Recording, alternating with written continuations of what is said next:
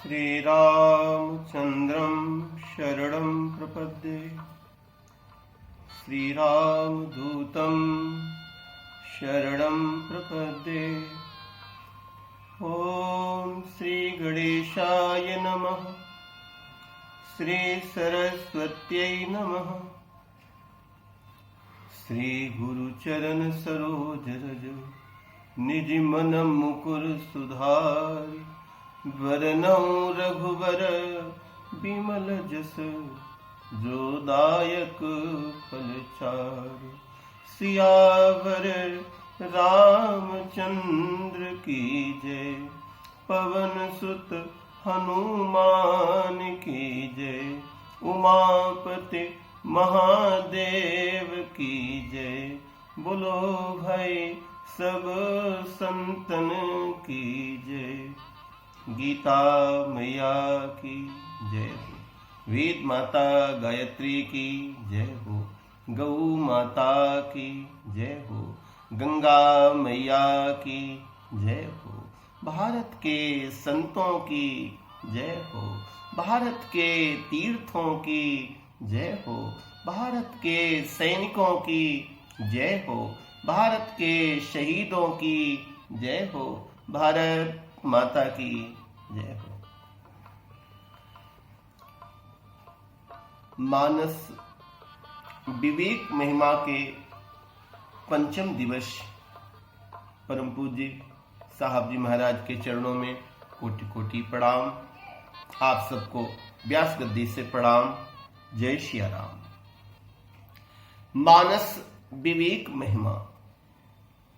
अगली विवेक की झलक मनु के जीवन में मिलती है। महाराज मनु ने अपने पुत्र को राज्य दे दिया। नृप उत्तान पाद सुत जासु, ये कथा आ चुकी है। और इनके घर में ध्रुव नाम का पुत्र पैदा हुआ जिन्होंने प्रभु को प्राप्त किया। मनु की 3 पुत्रियां थीं, आकुति, प्रसूति और देवहूति। देवहूति का विवाह कर्दम मुनि के साथ हुआ और उनके घर में भगवान कपिल का अवतार होता है जिन्होंने सांख्य शास्त्र प्रकट किया। मनु जी का दाम्पत्य जीवन बहुत ऊंचा है। दंपति धर्म आचरण नीका। अजहू गाव श्रुति जिन कहें लीका। आज भी श्रुतियां उसका गान करती हैं। ऐसा उनका दाम्पत्य जीवन है। तेई मनु राज कीन बहु काला। लेकिन एक शाम एक संध्या मनु विचार करने लगे, होत न विषय विराग। भवन बसत भा चौथपन, हृदय बहुत दुख लाग। जन्म गयो हरि भगत बिन। मेरा ये जीवन भक्ति के बिना व्यतीत हो गया। बरबस राज सुतहि नृप दीना। नारी समेत गगन वन कीना। तीरथ बर नैमिष विख्याता। अति पुनीत साधक सिद्धि दाता। ये ऐसा तीर्थ है साधक को सिद्धि देने वाला है। नैमिष शब्द का अर्थ है यहां पर ऐसे महात्मा रहते हैं, इस तीर्थ में ऐसे संत जन रहते हैं कि एक बार पलक झपके इतने कम समय में प्रभु का बोध करवा दे, प्रभु का साक्षात्कार करवा दे। इसलिए इसका नाम पड़ा नैमिष। तीरथ बर नैमिष विख्याता। अति पुनी अत्यधिक पवित्र भूमि है और साधक सिद्धि दाता, इस साधक को सिद्धि कराने वाली भूमि है। इस भूमि पर साधक जाता है तो साधक को सिद्धि की प्राप्ति हो जाती है। पति और पत्नी एक पैर खड़े हो गए, ठाड़े रहे एक पग धो। विद हरिहर तप देख अपारा। मनु समीप आए बहु बारा। क्या साहब, भारत की संस्कृति तो देखिए। बारी मथे घृत होई बर सिकता ते बरु तेल। बिन हरि भजन भवतरीय, ये सिद्धांत अपेल। बारी मथे घृत होई बर सिकता ते बर तेल। बालू से तेल निकल सकता है, हो सकता है पानी मथने से कभी घी निकल आए, लेकिन बिना हरि भजन के कोई भवसागर पार नहीं कर सकता है।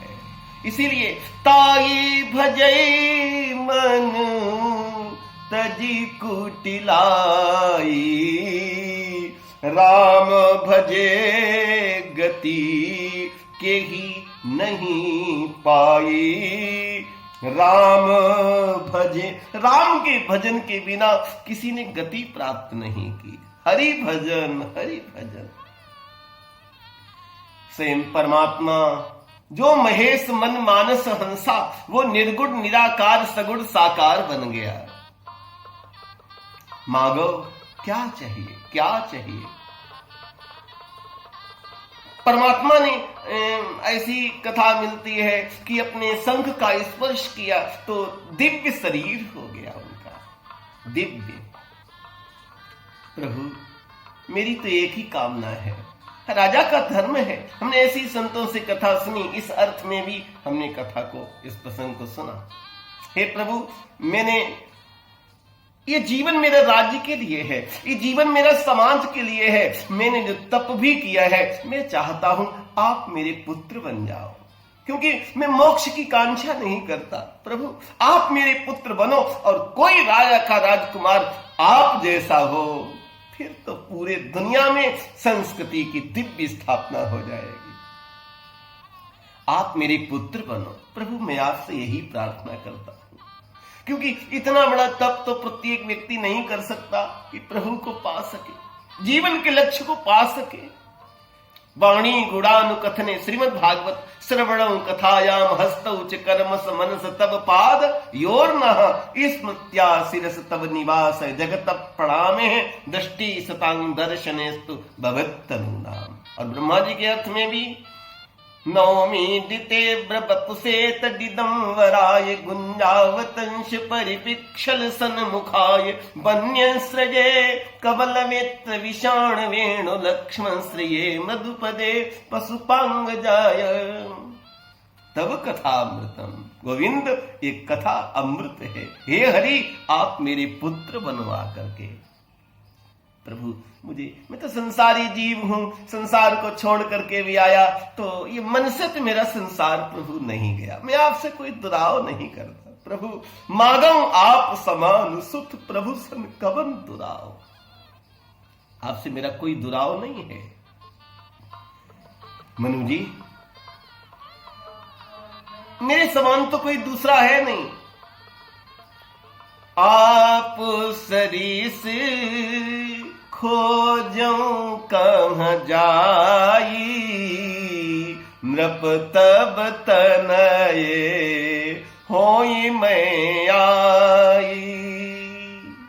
मैं आपका पुत्र बनूंगा करके सतरूप ही बिलो की कर जोरे। स्वयं जगत का स्वामी, जगत का पिता, जगत का परमात्मा सतरूपा के सामने जाके हाथ जोड़ ली। मां आपको क्या दे, जो बरनाथ चतुर नप मांगा, सोई कृपाल मोई अति प्रिय लागा।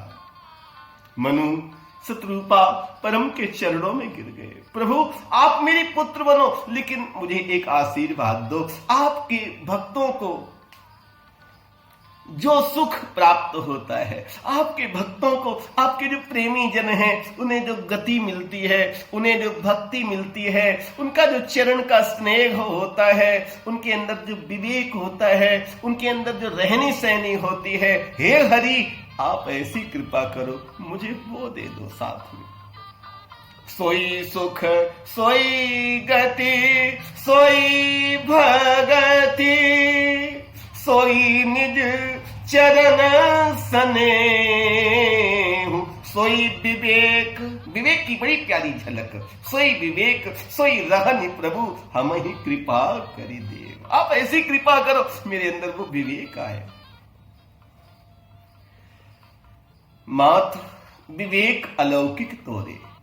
शत्रुपा को अलौकिक वरदान दिया है। शत्रुपा को यहां पर जो अलौकिक, यहां पर विवेक एक तो इससे सिद्ध होता है कि एक विवेक लौकिक है और एक विवेक अलौकिक है। यहां पर सतरूप ही बिलो की कर जोरे, और मां ने जब कुछ नहीं मांगा तो मां को दिया। मां तू विवेक अलौकिक तोरे, कबहु न मीटी अनुग्रह में मोरे। ये मेरा अनुग्रह है, ये मैं आप पर अनुग्रह कर रहा हूं कि आपके अंदर से जो सुत विषयक भक्ति का जो भाव है वो कभी नहीं मिटेगा। अब तुम मेरी बात मानो, जाकर के सुरपुर की राजधानी में वास करो। कुछ दिन के बाद में आप जाकर के महाराज दशरथ बनोगे, आप कौशल्या बनेगी, और तब मैं हूं तुम्हार सुत। विवेक साहब, शत्रुपा की एक झलक देख ले। राम वनवास हो चुका है, प्रसन्नताम या न गता विषेकस्तथा न ममले वनवास दुखदा। हाँ, राम वनवास हो चुका है, मां को अभी पता नहीं लगा। मां कौशल्या ने पूरी रात जाग करके नारायण मंत्र का जप किया है।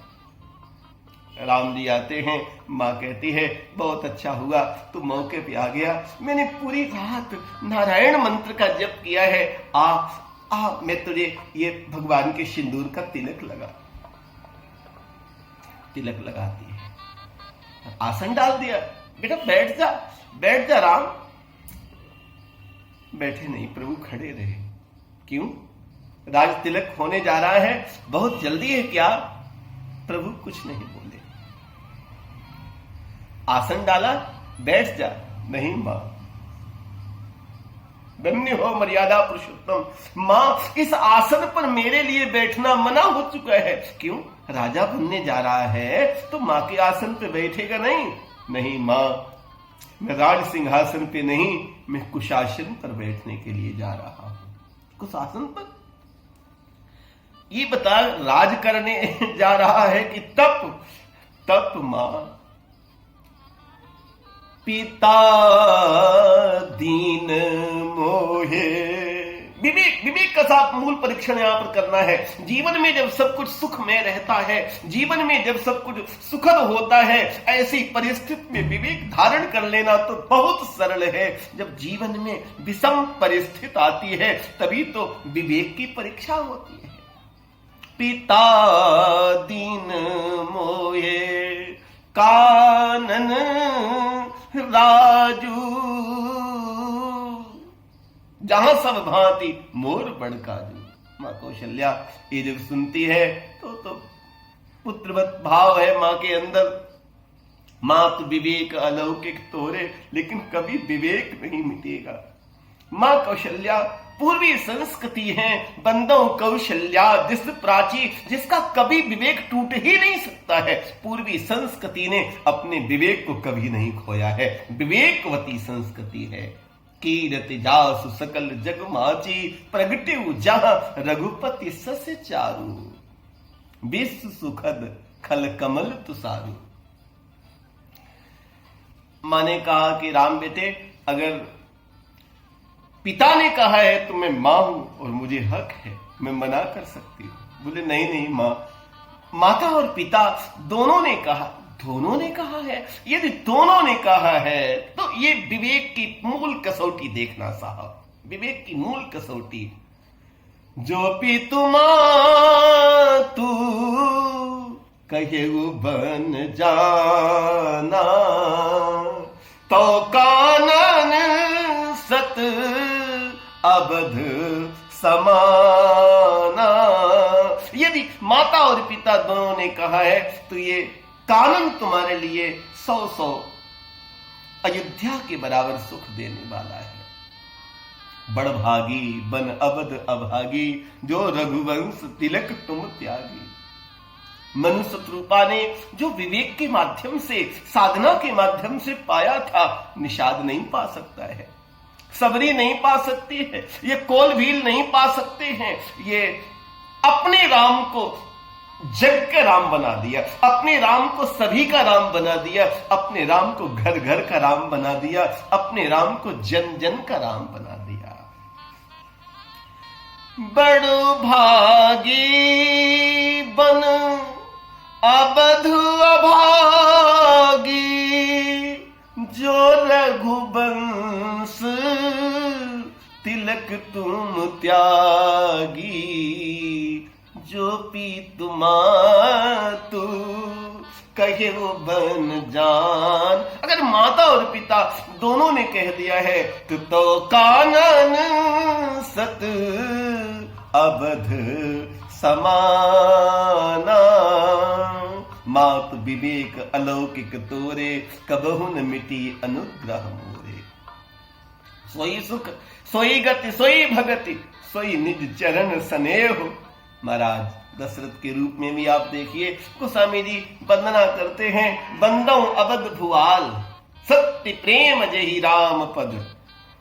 बिछुरत दीन दयाल प्रियतनु त्रनैव परिहरे। और आप इसमें देखेंगे कि राम राम कही राम कही राम राम कही राम, 6 बार राम का प्रयोग किया। और जब वरदान मांगा तुलसी का शब्दकोश भी, भाषा शैली भी देखो, ऐसा लगता है कि मोती पिरो रहा है। गोस्वामी जी महाराज ने मोती पिरोए हैं। शब्द को किस शब्द को कितनी बार और कहां लेना है, बड़ा उसका गणित है। क्योंकि गोस्वामी जी तो कहते हैं क्योंकि मैं नहीं कह रहा हूं, मेरे द्वारा कहाया जा रहा है। और यहां पर भी आप देखेंगे सोई सोई सुख सोई गति सोई भगति सोई निज चरण स्नेह, 6 बार। सोई विवेक सोई रहनि प्रभु हम ही कृपा करी दे। और वहां पर राम नाम भी राम राम कही 3 बार हुआ। राम राम कही राम 6 बार। और यहां पर भी सोई शब्द का प्रयोग भी 6 बार किया गया। परमात्मा ने जितना जीव मांगता है प्रभु उसको अवश्य दे देते हैं। तो एक परमात्मा की अवतार का है सिवा ये हेतु है।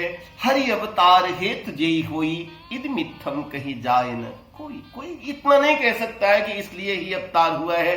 परमात्मा के एक अवतार का हेतु ये भी है, मन शत्रुपा को वरदान दे रखा था और वो मन शत्रुपा दशरथ और कौशल्या के रूप में आते हैं। एक अगले अवतार की कथा में भी विवेक की चर्चा आती है। एक सत्यकेतु नाम का राजा था। उस राजा के 2 बेटे थे, प्रतापभान और अरिमर्दन। राजा ने अपने प्रतापभानु को राज्य दे दिया। भाई भाई में बड़ा प्रेम था। राजा ने बहुत विधिवत शासन चलाया। देखो, भौतिकता प्राप्त करना अच्छी चीज है, लेकिन ये अखंड बनी रहे, कभी कुछ इसमें असुविधा ना हो, कभी न नष्ट हो, ये जो कामना है, कामनाओं ने हमको अंधा कर दिया। ये कामनाएं ये जीव को बिल्कुल अंधा कर देती हैं। सोचता हूं कि क्या किया मैंने, उर्मिलेश की रचना मुझे याद आती है। सोचता हूं कि क्या किया मैंने, सबको अपना समझ लिया मैंने। सोचता हूं कि क्या किया मैंने, सबको अपना समझ लिया मैंने। आप जो चीख कर न कह पाए, मौन रहकर वो कह दिया मैंने। ये चीखना, ये विवेक जो है चीखना नहीं सिखाता है। सांझ की आंधी में मेले खो गए, ओम प्रकाश जी आनंद। सांझ की आंधी में मेले खो गए। ये संसार ऐसा ही है, व्यक्ति खो जाता है। जिंदगी यो मात हमको दे गई, खाम खां लाखों झमेले हो गए। सांझ की आंधी में मेले खो गए, मेले खो गए।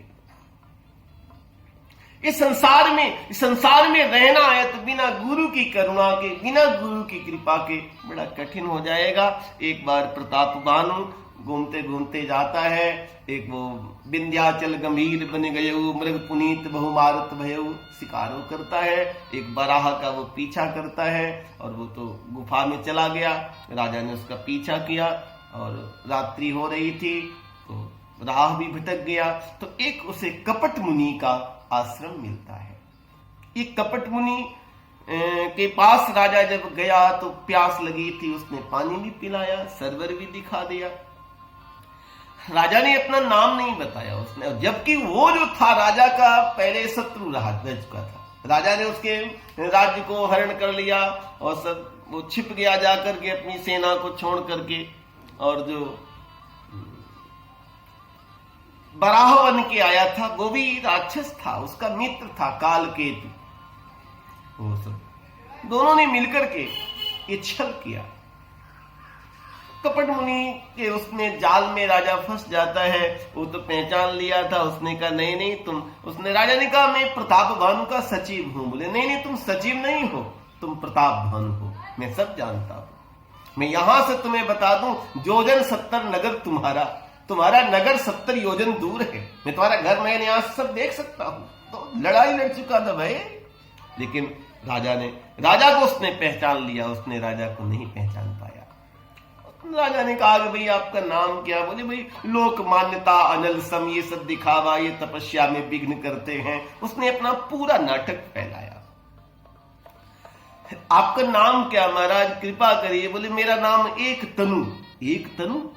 महाराज इसका कहो नाम कर अर्थ बखानी, इसका नाम क्या? आदि सृष्टि उपजी जब तब उत्पत्ति भई मोर, तब मैं पैदा हुआ और मैंने देह दोबारा धारण नहीं की, इसीलिए मेरा नाम एक तनु है। राजा ने कहा कि महाराज मेरा राज्य कैसे अखंड हो सकता है, आप बताने कृपा करें। बोले सब ठीक है, बस ब्राह्मणों के श्राप से बचे रहिए। विप्र श्राप अगर लग गया तो नष्ट हो जाएगा। ब्रह्मा शंभु से भी जो मारे नहीं मरता है, उसको कोई ब्राह्मण का श्राप लग जाए तो वो नष्ट हो जाता है। महाराज फिर क्या करें? तो फिर ऐसा कुछ करो कि ब्राह्मण तुम्हारे बस में हो जाए। आप ऐसा भोजन बने, मैं आऊंगा, मैं ऐसी रसोई बनाऊंगा और सबको खिला दो। 1-1 लाख ब्राह्मणों को रोज भोजन कराओ, और जो जो भोजन करेंगे वो सब तुम्हारे बस में हो जाएंगे। उनके घर जो भोजन करेंगे वो तुम्हारे बस में हो जाएंगे, तुम्हारा राज्य अखंड हो जाएगा। देखो साहब, ये प्रताप भानु बड़ा उत्तम है। हृदय न कछु फल अनुसंधाना, भूप विवेकी परम सुजाना। विवेकी था, परम सुजान था, लेकिन वो भी भ्रमित हो गया। कर्म धर्म इतिहास अनेका, करे निरूपण विरत विवेका। बहुत उसने अच्छी अच्छी कथाएं सुनाई, अच्छी अच्छी बातें की और कहा कि देखो मैं सिद्धियां प्राप्त है मुझको, आप चिंता न करो, मैं रात ही तुम्हें तुम्हारे महल में पहुंचा दूंगा, सो जाओ तुम। और फिर मैं आऊंगा और पूरी उसने योजना बता दी। मैं तुम्हारे उपरोहित के रूप में रहूंगा, जो कोई पहचान न पाए। तुम्हारे उपरोहित को हरण कर लूंगा। अपने उपरोहित के हरण की अनुमति राजा ने दे दी। राजा स्वयं सत्य के पथ से थोड़ा सा भटक गया है। अपने राज्य को अखंड करने में राजा भ्रमित हो गया है। उसने कहा तुम झूठ बोले, तुम मुझे अच्छे लगे, तब भी राजा उसको नहीं समझ पाया। जिसको झूठ बोलना, कपट करना अच्छा लगे, वो तो कपट मुनि ही हो सकता है, सच्चा साधु तो नहीं हो सकता है। राजा जो सुबह जागा था, अपने को महल में पाया, घोड़ा घुड़साल में था, चुपचाप उठा, फिर थोड़ा निकल गया जिससे कोई जान न पावे। और फिर वो आता है और वो उसके पुरोहित को हरण कर लिया, स्वयं आ गया और ऐसी रसोई बनाई कि उसमें विप्रवध करके उस पर भोजन बनाया। उसने जब तपस्वी ब्राह्मण लोग भोजन करने, तपोनिष्ठ महात्मा बैठे, जो तप करता है उसकी परमात्मा भी मदद करते हैं। कहीं उलझ जाएगा तो प्रभु उंगली पकड़ लेंगे, अरे भाई कहाँ जा रहा है तू, तेरा तो ये सत्य का पथ है। हे ब्रह्मविद ब्रह्मणि स्थितः, हे ब्रह्मज्ञानी तू कहाँ जा रहा है। भई रसोई भूसर मासु, शब्द जूठे मान विश्वासु। आकाशवाणी हुई, उठ करके सब चले जाओ, इसमें ब्राह्मण का मांस मिला हुआ है। और सब बड़े क्रोध में आ गए, राजा को श्राप दे दिया कि जा तू तो निश्चर हो जा। और राजा दौड़ के भोजनालय में गया तो वो तो वहां था नहीं, वो तो उसकी बदला लेने का एक अपना तरीका था। और आकाशवाणी हुई कि राजा का कोई दोष नहीं है। तो कहते अब तो जो हो चुका है, तो काम रूप खल जिनस गने का, कुटिल भयंकर विगत विवेका। इसी प्रताप भानु ये रावण बना, इसका जो धर्मरुच है विभीषण बना, कुंभकर्ण बना है, उसका भाई कुंभकर्ण बना, और उसका जो समाज था वो सब राक्षस के रूप में पैदा होता है। दोष दें किसको, यहां पर निज किया ही पा रहे हैं। इस दृष्टांत से, इस कथा से शिक्षा क्या मिलती है? इस दृष्टांत से, इस कथा से महत्वपूर्ण शिक्षा ये प्राप्त होती है कि व्यक्ति किस प्रकार से जो है व्यक्ति अखंड राज्य करने के भ्रम में कितना पतित हो जाता है। मेरा राज्य अखंड हो, मुझे अपार धन प्राप्त हो जाए, कामनाओं ने हमको अंधा कर दिया। ये कामनाएं व्यक्ति को अंधा कर देती हैं। गोस्वामी जी यहां पर एक और विवेक की चर्चा करते हैं। आइए, विवेक, ये तो विदेह नगरी का विवेक है। एक बड़ी सुंदर सी झलक है, बड़ी सुंदर सी अमराई। अमराई माने आम का बाग है। मानसिक पूजा करने वालों के लिए, जो मानसिक पूजा के अभ्यासी हैं, गोस्वामी जी कहते हैं ऐसे लोगों के लिए आम का बाग बहुत अच्छा होता है, बड़ी उसकी खुशबू रहती है। आमो छाह करी मानस पूजा, आम की छाया में पीपर तर तर ध्यान सुधरई, जाप जग पाकर तर करई, बटतर करी हरि कथा प्रसंगा। बरगद के नीचे अक्षय बट है, वो तो कई कई रूपों में बट पाया जाता है। परमात्मा राम लखन गुरुदेव के साथ आते हैं। बड़ी सुंदर अमराई है, आम का बड़ा सुंदर और बाग है। गुरुदेव ने कहा राम बेटे यहीं रही बड़ा उचित जगह लगती है, नगर के कोलाहल से दूर है, एकांत का स्थान है और संत महात्मा के लिए एकांते सुखमाशिताम अनपेक्षः सुचिर दक्षः उदासीनो गतव्यथः सर्व आरंभ परित्यागी यो मदभक्ता समे प्रिया। मैं आपको उधर ले चल रहा हूं, बड़ी प्यारी झलक है। आइए विदेह नगरी का दर्शन करते हैं अगले विवेक के रूप में। राम लखन फुलवारी देखने चले गए हैं और महाराज जनक गुरुदेव सतानंद के साथ आते हैं, विश्वामित्र की पद वंदना करते हैं, उनकी आरती उतारते हैं। आगतम स्वागतम कुर्यात स्वागंते पाद प्रक्षालनम, जैसी की भारतीय परंपरा है उसका निर्वाह करते हैं। उसी समय राम लखन प्रवेश करते हैं। ओह, बड़ी प्यारी छवि है। राम लखन को देख करके गुरु को प्रणाम करके बैठ गए, जनक को वंदन किया। जनक जी प्रेम में मगन हो गए। मन ये जो है मनुआ मुसी मुसी शून्य समाना, प्रेम मगन हो गया मन।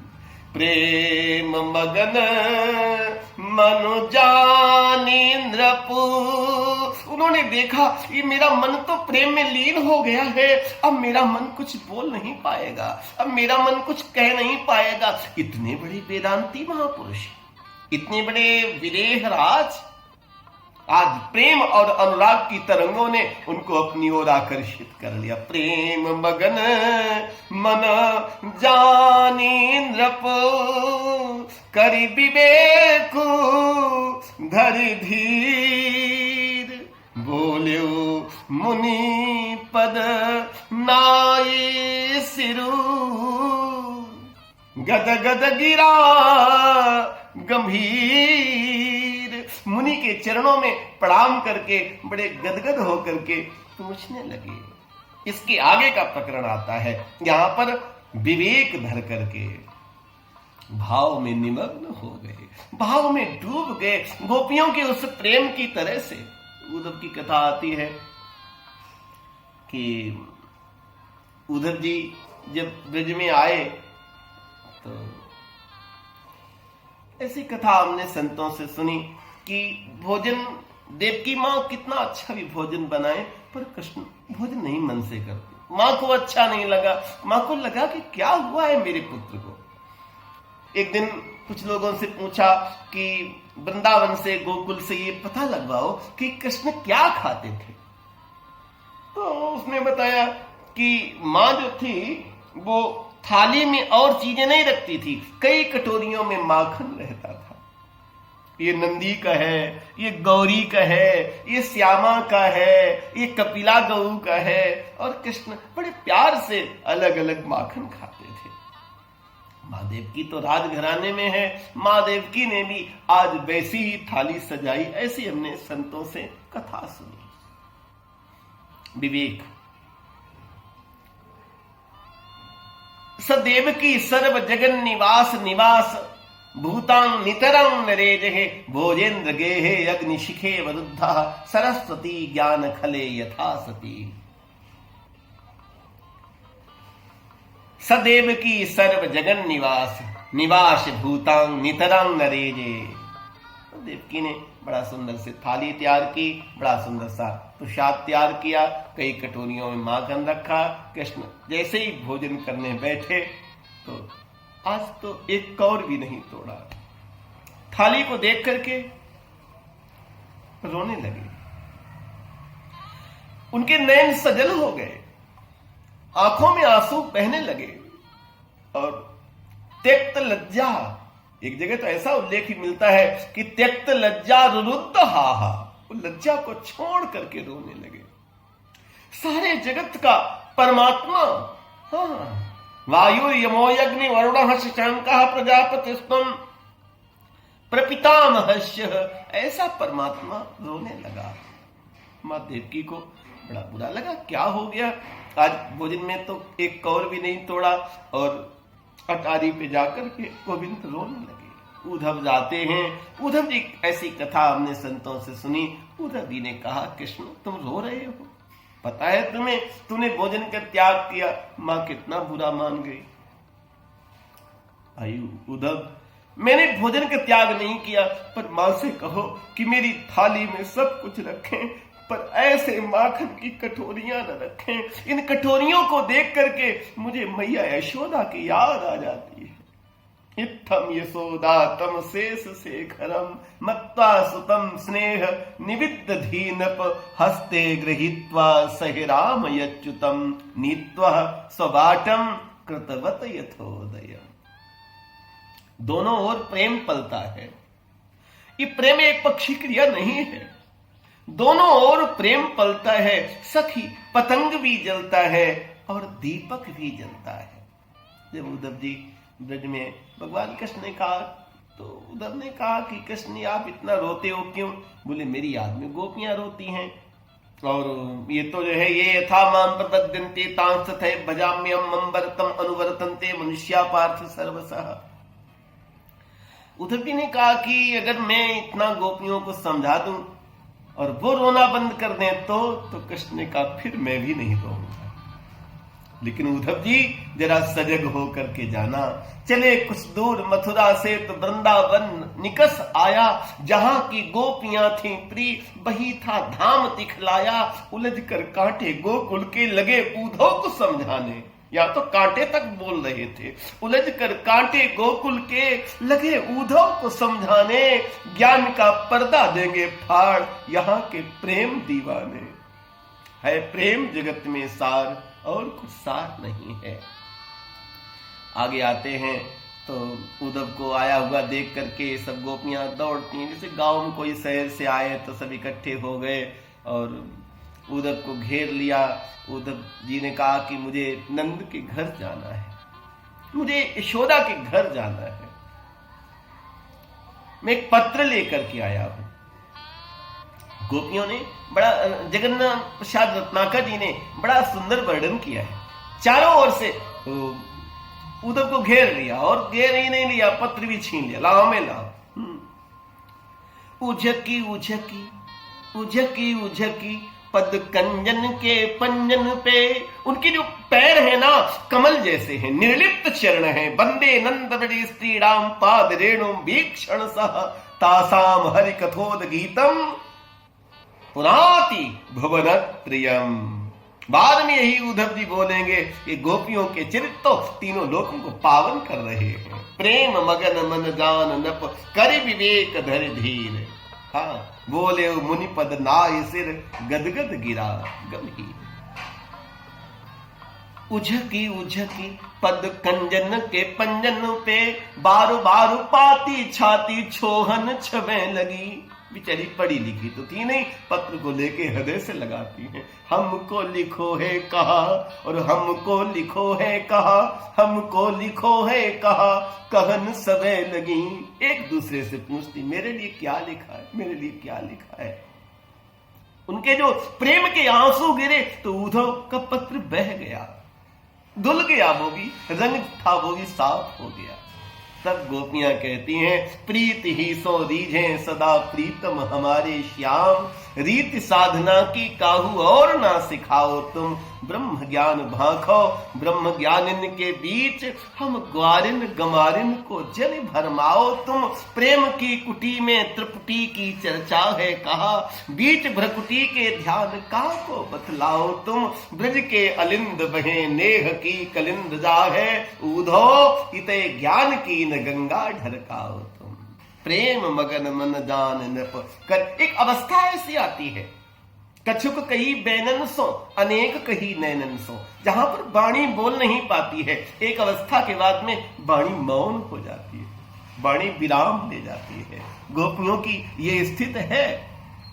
उद्धव शतक जगन्नाथ प्रसाद रत्नाकर जी, कछुक कही बैनन सो अनेक कही नैनन सो, रही सही सोहू कह दीन हिचकीन सो। गोपियों को हिचकियां आने लगी और उनके बहता हुआ आंसुओं का प्रवाह उनके भाव को सूचित करता रहा। प्रेम मगन मन जानी नृप, बड़ी सुंदर अमराई है। अमराई में महाराज जनक बैठे हैं, सामने गुरुदेव विश्वामित्र, दो पारखी बैठे हैं। राम लखन का आगमन होता है। प्रेम मगन मन जानी नृप, करि विवेक धरि धीर, बोल्यो मुनि पद नाये सिर, गद गद गिरा गंभीर। प्रेम मगन मन, ये मन जो था वो प्रेम में मगन हो गया था। साधना इसीलिए तो की जाती है, पूजा पाठ इसीलिए तो किया जाता है कि मन मगन हो जाए। तो ये कथा, हरि नाम, ये हरि चरित, ये तो प्रेम में मगन कर देता है। ये चेतन समाधि है। हरि नाम हरि कथा सहज समाधि है। हरि नाम हरि कथा ये जीवन का वो दर्शन है जहां पर रहते रहते संसार में परम तत्व को मनु की तरह से पाया जा सकता है। कहु नाथ कहु नाथ, सुंदर दो बालक, हे नाथ इन बालकों के विषय में कहो। मुनिकुल तिलक की नृपकुल पालक। ये कोई राजा के राजकुमार हैं या कोई मुनि के पुत्र हैं? अभी तक विश्वामित्र मौन है, क्योंकि जब कोई ऐसे महापुरुष से मिलना होगा तो आपको खुद में अनुभूति होने लगेगी। परम पूज्य साहब जी का वचन है, ऐसी जगह जाएंगे तो आपको अनुभूति होने लगेगी, आपके अनुभव में वो सब उतरना प्रारंभ हो जाएगा। क्योंकि सहज विराग रूप मन मोरा, सहज विराग, मेरे मन का सहज स्वभाव बैरागी है। और इन्हीं बिलोकत अति अनुरागा, इनको देख करके उसके अंदर अनुराग नहीं अति अनुराग पैदा हो रहा है। बरबस ब्रह्म सुख मनु त्यागा,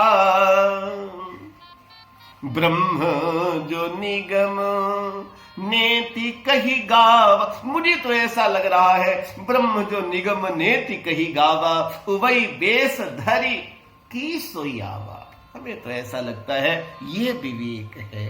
पहचान लिया। कैसे पहचान लिया? अपने अंतस की अनुभूति से पहचान लिया। कैसे पहचान लिया? अपने अंतस के भाव से पहचान लिया। तो प्रेमी उसको पहचान लेता, उसकी अपनी अनुभूति होती है। हाँ, घायल की गति घायल जाने, घायल घायल की गति जानता है। मुझे कुंवर बेचैन की रचना याद आती है। जबकि हम बीतते दिन भुलाने लगे, जबकि हम बीतते दिन भुलाने लगे, आप फिर से हमें याद आने लगे, जख्म भी फूल बनकर महकने लगे, आंसुओं के अधर गुनगुनाने लगे, जबकि हम बीतते दिन भुलाने लगे, आप फिर से हमें याद आने लगे। बोले हो मुनिपद नाय सिर गदगद गिरा गंभीर, ये ब्रह्म की अनुभूति हो गई है, ये ब्रह्मानंद परमानंद की अनुभूति हो गई है। जो निर्गुण निराकार था, जैसे पुष्प है साकार और उसकी सुगंधी है निराकार। साकार पुष्प है लेकिन उसकी खुशबू उसकी सुगंध निराकार है। कोई कहता उसे कि वो साकार है, कोई कहता उसे वो निराकार है, ना वो साकार है ना निराकार है, भक्त की भावना का तदाकार है। जाके मन ही भावना जैसी, प्रभु मूर्ति देखी तिन तैसी। विवेक की चर्चा, वो विवेक है, ये जीवन का विवेक है। क्यों ताई भजिय मन तजी कुटिलाई, राम भजे गति के ही नहीं पाई। हरि भजन करो, हरि नाम का आश्रय ले लो, जीवन को रहते रहते मनु की तरह से प्रभु को पालो। प्रत्येक व्यक्ति को प्रभु को पाने का अधिकार है, सब पा सकते हैं, सबके परमात्मा है। राम जी सबके हैं, राम ने सबको अपनाया, राम ने सबको स्वीकार किया, सबको। है बहुत कठिनाइयां इंसान के आगे, है बहुत कठिनाइयां इंसान के आगे, सब गवारा है मुझे ईमान के आगे। कहीं रोशनी बदनाम हो जाए न इस डर से। बड़ा गौर करना, बड़ी कविता का सूक्ष्म तत्व है, विवेकमयी कविता है।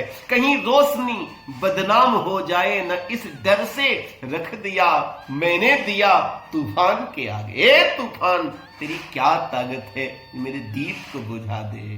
क्योंकि परम प्रकाश रूप दिन राती, नहीं कुछ चाहिए दिया घटवाती। वो प्रेम की अवस्था में, प्रकाश की अवस्था में, इसके लिए तो कई सत्संगियों से मिलो, साहब जी के सत्संगियों से, जहां भी आपकी रुचि है मिलो, आओ जाओ। हाँ, तो फिर अपने चित्त की वृत्ति का अध्ययन करो कि वहां कैसा लगा। फूल सूख जाता है पर पराग छोड़ जाता है, फूल सूख जाता है पर पराग छोड़ जाता है, तूफान एक बुझा हुआ चिराग छोड़ जाता है। आप गए, साथ सब निशानियां भी लेते गए, जख्म भर जाता है पर दाग छोड़ जाता है। आलीरी हो तो दर्द दीवानी मेरो, दर्द न जाने कोई, सखीरी हो तो दर्द दीवानी मेरो। और सूफी बात का एक सिद्धांत है कि जब दर्द बढ़ जाता है तो दर्द ही दर्द की दवा हो जाती है।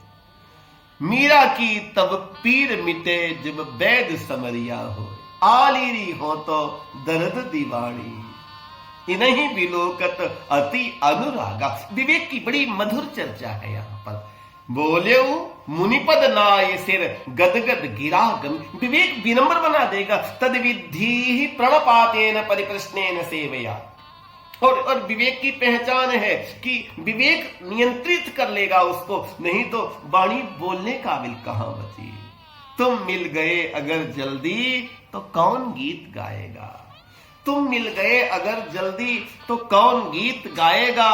फिर तो इस दर्शन लोभी पर गहरा सतत मौन छाएगा। उर आंदोलित कौन करेगा, भाव कौन उपजा पाएगा। तुम मुझ में मैं तुझ में हो यदि, ये गीत अधूरा रह जाएगा, ये गीत अधूरा रह जाएगा। प्रेम में ढाई प्रेम कभी मिलन की, पूर्ण मिलन की बात नहीं करता। वो कहता तुम्हारी याद में ही इतना अच्छा लग रहा है, तो ये याद ही तुम्हारी दया बरसा रही है। ये मन में पहले ना लगा दो तो नमन हो जाता है, नमन नमन बोले मुनि पद नाय सिर। कार्पण्य with my very being tempted by the vice of faint-heartedness, my mind is puzzled with regard to duty. I am asking you, pray, instruct me, who I put myself into your hands. कार्पण्य दोषो उपहत स्वभावः प्रक्षामि ताम धर्म सम्मूढ़ चेता यक्षेयः स्यानिश्चितं ब्रूहि तन्मे शिष्यस्ते हम साधिमां त्वां प्रपन्नम्। जनक का विवेक। और आइए आगे एक और विवेक की बड़ी प्यारी झलक का दर्शन करते हुए आनंद लेते हुए चलते हैं। राम लखन गुरुदेव जो हैं पूजा कर रहे हैं, पूजा कर चुके तो राम लखन दोनों सामने चुपचाप खड़े हुए हैं। तो गुरुदेव ने पूछा, राम बेटे क्या हुआ? बोले, नाथ लखनपुर देखना चाहिए। ये नाथ लक्ष्मणपुर देखना चाहते हैं और आपके डर से वो प्रकट नहीं कह रहे हैं। यदि आपकी अनुमति हो तो मैं नगर दिखा लाऊं।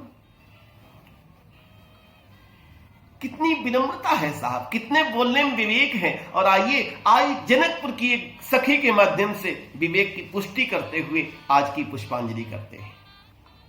देखन नगर भूप सुत आए, देखन नगर भूप सुत आए, समाचार मिथिलापति पाए। मिथिला वासियों को समाचार मिले, धाये धाम काम सब त्यागी। जब प्रभु के मिलन के लिए बांध लेंगे क्या तुझे ये मोम के बंधन सजीले, पंथ की बाधा बनेंगे तितलियों के पर रंगीले, तूने अपनी छाह को अपने लिए कारा बनाना, जाग तुझको दूर जाना, जाग तुझको दूर जाना, उदिष्ठत जागृत प्राप्ति बरान निरोधक। सखियां वार्ता करती हैं राम के रूप को। राम परमात्मा ने रूपशील बल धाम, रूप के माध्यम से जनकपुर को आनंद प्रदान किया, शील के माध्यम से अवध को आनंद प्रदान किया और बल के माध्यम से लंका का उद्धार किया। रूप शील बल धाम, परमात्मा रूप शील और बल के धाम है। जुबती भवन झरोखन लागी, युवतियां भवन के झरोकों से परमात्मा का दर्शन कर रही हैं। निरखें राम रूप अनुरागी, अनुरागी यहां पुनः अनुराग का प्रयोग किया गया है। हाँ, विदेह नगरी तो विदेह की जैसी नगरी जैसे विदेह थे वैसी नगरी थी। प्रणवं परिजन सहित विदेहु, ऐसे गूढ़ ब्रह्मज्ञानी भी राम के रूप को देख करके, राम की छवि को देख करके इन्हीं विलोकत अति अनुरागा, बरबस ब्रह्म सुखई मन त्यागा। इनके दर्शन करने के बाद तो ये मन जो ब्रह्म सुख में लीन हो रहा था, ये ब्रह्म सुख में लीन रहने वाला मन भी प्रजहात यदा कामान सर्वान पार्थ मनोगतान आत्मन्येव आत्मनः तुष्टा स्थित प्रज्ञस्तदोच्यते दुखेषु अनुद्विग्न मनः सुखेषु विगत स्पृहा वीतराग भय क्रोधा। आज प्रभु ने सबको दर्शन दिए हैं और वो एक सखी चर्चा करती है कि हमारी तो इच्छा है कि ये सांवला राजकुमार अपनी सिया के लिए कितना अच्छा लगता है, लेकिन ये भी तो देखो कहां वो पहाड़ की तरह से भारी धनुष और कहां ये फूल की तरह से कोमल राजकुमार। यहां पर महाराज के अंदर जो हठ है, गोस्वामी जी महाराज कहते हैं वो हठ की वजह से वो अविवेक का संकेत किया गया है। सखी परंतु पनो राहु न तजई, सखी परंतु पनो, हे सखी पर आप जानती हो राव महाराज कहीं अपना प्रण छोड़ेंगे क्या? और ये फूल जैसे राजकुमार जिनसे फूल तोड़ने में माथे पर पसीना आ रहा है, ये कैसे उसको तोड़ पाएंगे? विधि बस हठी अभी बे कहीं भजई, जी, ये अपनी हट के कारण, अविवेक के कारण ऐसा नहीं करेंगे। नहीं तो सबकी इच्छा है बर सामरो जानकी जोगू, ये साम्राज्य बर है वो सिया के लिए बहुत अच्छा, सबको अच्छा लग रहा है, परमात्मा सबको अच्छे लगते हैं। हाँ, और आगे आप देखेंगे धनुष यज्ञ के प्रकरण, धनुष यज्ञ के प्रकरण में वहां पर भी जो है जब राम लखन गए तो विश्वामित्र का बड़ा सम्मान किया, जनक जी ने बड़ा स्वागत किया। तो राजा लोग कहते हैं हमें तो लगता है सीता का विवाह राम से पहले से ही निश्चित है तो है तेरे बस का नहीं कुछ है मेरे भाई। ये अहंकार का धनुष जो तोड़ देगा वो सिया को ब्याहेगा, और ये अहंकार अति दुखद डमरुआ, अहंकार को तोड़ना बहुत बड़ी बात है, बहुत कठिन बात है। कोई तो कहते हैं कि राम सिया का हम विवाह दर्शन करेंगे, कुछ कहते हैं कि देखो धनुष नहीं भी तोड़ पाएंगे तो भी सिया राम के गले में माला डाल देगी। तो कुछ हंसी करते, बिहं से आपर भूप सोनी बानी कि जे अविवेक अंध अभिमानी। जो अविवेकी थे, जो अंधे थे, जो अभिमानी थे, वो कहते हैं कि हम नहीं तोड़ पाएंगे, तो ये फूल की तरह से कोमल राजकुमार तोड़ पाएगा क्या। और इसमें प्रसंग में आप देखेंगे कि गोस्वामी महाराज ने कितना सुंदर चित्रण किया है। रंग भूमि जब सिय पगुधारी, जब ऐसी रंग भूमि जहां जिसमें सीता है और पगुधारी राम है। एक अर्थ ये भी है, हमने संतों से सुना, मानस पीयूष और कई बड़े बड़े रामायण मीमांसा परम पूज्य स्वामी ब्रह्मलोकवासी स्वामी करपात्री जी महाराज और परम पूज्य श्री अंजनी नंदन शरण जी मानस पीयूष। हाँ, नहीं तो कितने लोग व्यंग वो तर्क करते हैं सीता जब रंगभूमि में आई तो देख रूप मोहे नर, ये तो ठीक लगता है, लेकिन नारी, क्योंकि मोहन नारी नारी के रूपा, नारी कभी नारी के रूप पर मोहित नहीं होती। ये भक्ति और माया, देखो प्रसंग अलग था, भक्ति और माया के अर्थ में था वो। हाँ, लेकिन यहां पर भी उसकी युति बैठालने के लिए संतों ने बड़े अच्छे रास्ते निकाले। और ऐसा लगता है कि कोई एक व्यक्ति के द्वारा ऐसा काव्य कैसे लिख गया साहब, इसका एक एक शब्द ऐसे मोती की तरह से पिरोया गया है। रंग भूमि जब सिय पगुधारी, रंग भूमि में जब सीता और पगुधारी दोनों हैं तो देख रूप मोहे नर नारी। पगुधारी कौन है? प्रभु श्री राम है पगुधारी। कारहीम हरि को घटो जो भृगु मारी लात। और यहां पर सब अपने अपने बल से उठाने की चेष्टा करते हैं, भक्ति को पाने की चेष्टा अपने बल से करते हैं, अहंकार रूपी धनुष तोड़ना चाहते हैं। लेकिन जितना कोई तोड़ना चाहता है उतना ही ज्यादा और ये भारी होता चला जाता है। ये अहम का धनुष सबने, कोई उसको तिलभर हिला भी नहीं सका। और बाद में तो जनक जी दुखित हो जाते हैं, उठो सकल निज निज ग्रह जाओ। एक संत ने इसका भी अर्थ किया, उठो सकल, अरे उठो अपने अपने घर में अंदर जाकर के देखो। लिखा न विधि वैदेही विवाहु, ये विधि ने नहीं लिखा है, ये विधि विधाता के भी विवाह के रचयिता है। लिखा न विधि वैदेही विवाहु, विधि ने नहीं लिखा है।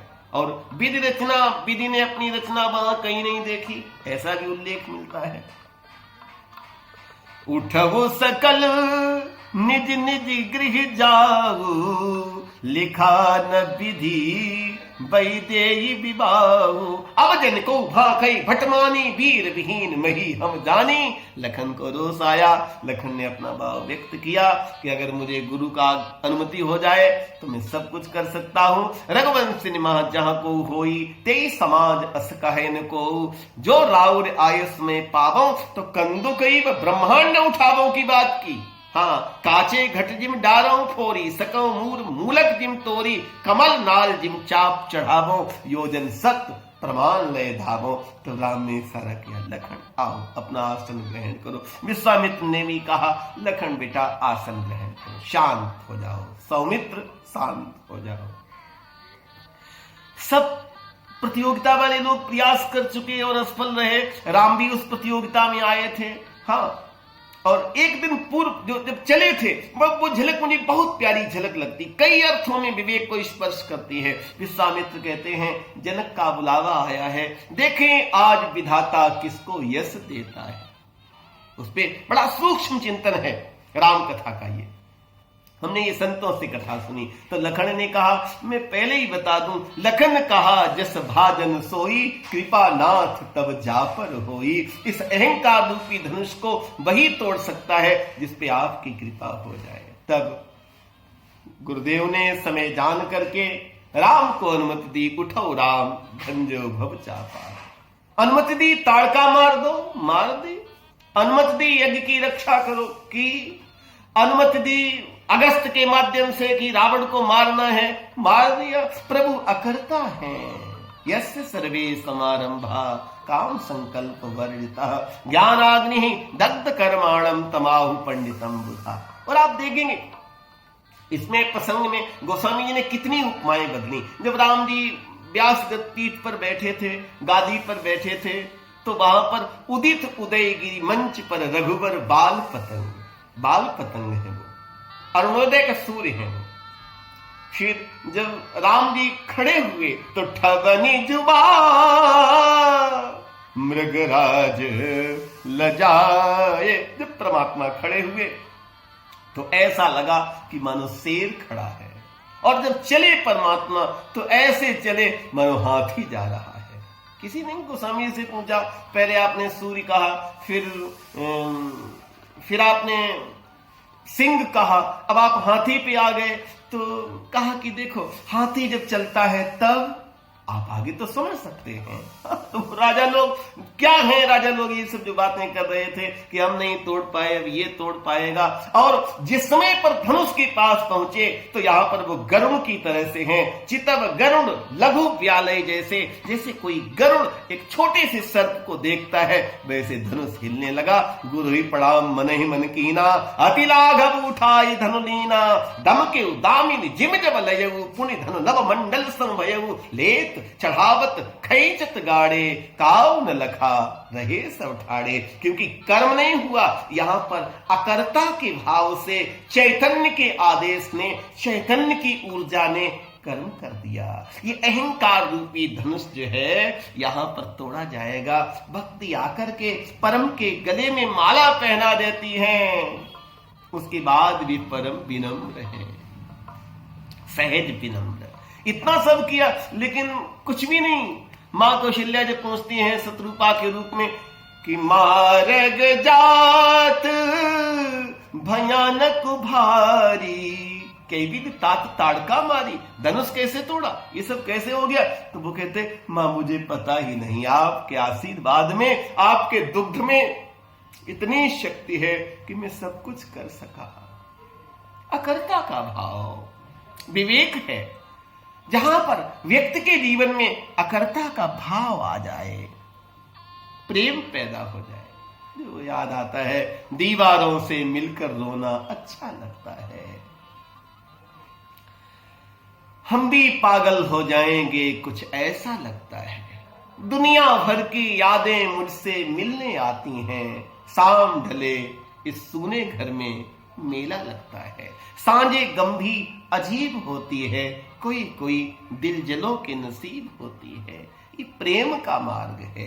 प्रेम न बापी उपजे, प्रेम न हाट बिकाए। राजा प्रजा जेहि रुचे, शीस काटी ले जाए। विह से या पर भूप सुनि बानी, कि जे अविवेक अंध अभिमानी। जो अभिमानी है वो अविवेकी भी होगा और अंधा भी होगा। उसकी दृष्टि है पर वो सत्य को नहीं देख पाता है। उसका मैंपन, उसका जो मैंपन है, भगवान ने गीता में कहा, अर्जुन मैं पांडवों में अर्जुन हूं। अर्जुन कि मन में जिज्ञासा पैदा हुई। पहले तो भगवान ने कहा मैं वृक्षों में पीपल हूं, अश्वत्था सर्ववृक्षाणाम देवर्षिणाम च नारदा उच्च श्रवास्वानाम, सब बोलते चले गए, बताते चले गए। मैं ससदारियों में राम हूं।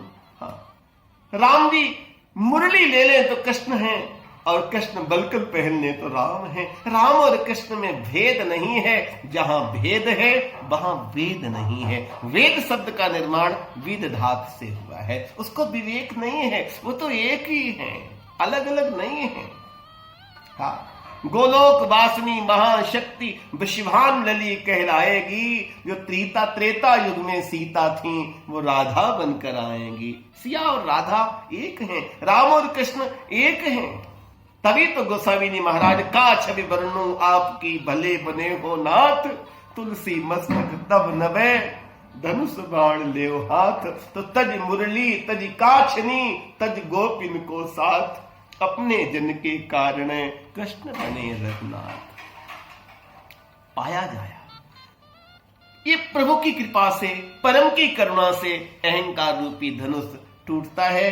और यहीं पर अब तक 32 बार विवेक शब्द की परिभाषाएं बालकांड में मुखरित हुई हैं। बालकांड में 361 दोहे हैं। यहां पर बालकांड पूर्ण होता है। आज पंचम दिवस की कथा में, मानस विवेक महिमा में, ये कथा का पुष्प, इसका जो पुण्य प्रतिफल है, यहीं पर समर्थ सदगुरुदेव पूर्णावतार परमात्मा के उत्तराधिकारी अवतारी साहब जी महाराज के कमलस्थ रूपी चरणों में आशीर्वाद की कामना के साथ में सादर समर्पित करते हुए आप सबको प्रणाम। जय सिया राम, जय भारत माता। ओम शांति शांति शांति।